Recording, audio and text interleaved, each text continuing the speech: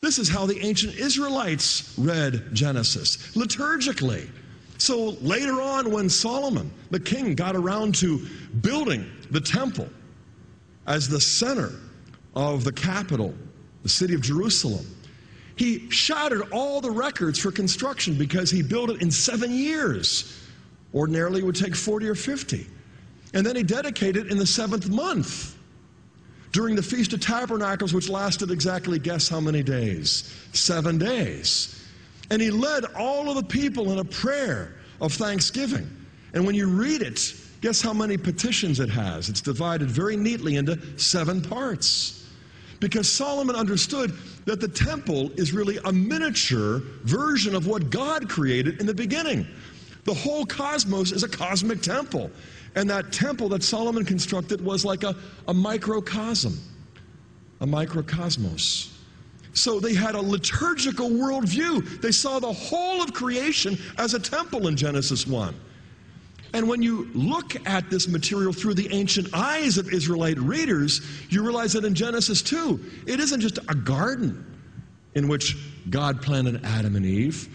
All of the terms, all of the images, the phrases that are used to describe the Garden of Eden are the same terms that are used to describe the sanctuary, where the priest would minister. When Adam is told to till and keep the garden, we picture him with a spade, working in the soil.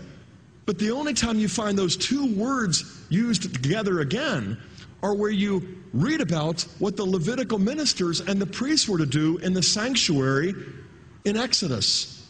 They are to minister and guard the sanctuary.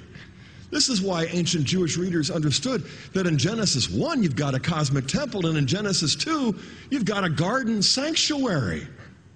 It's the Holy of Holies.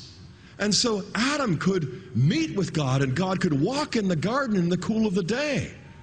And then Adam is not just a creature, he's not just the Son of God, he is the high priest of humanity.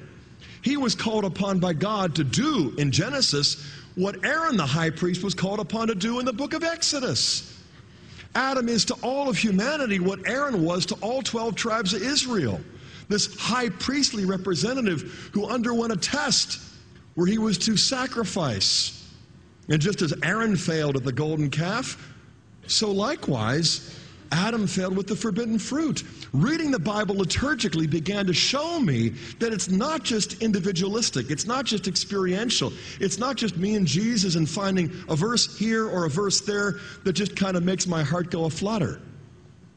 It's trying to see the world through the eyes of my Creator, to see the world through the eyes of my Heavenly Father, to see the world as He made it, to be a home, to be a palace, to be a holy temple.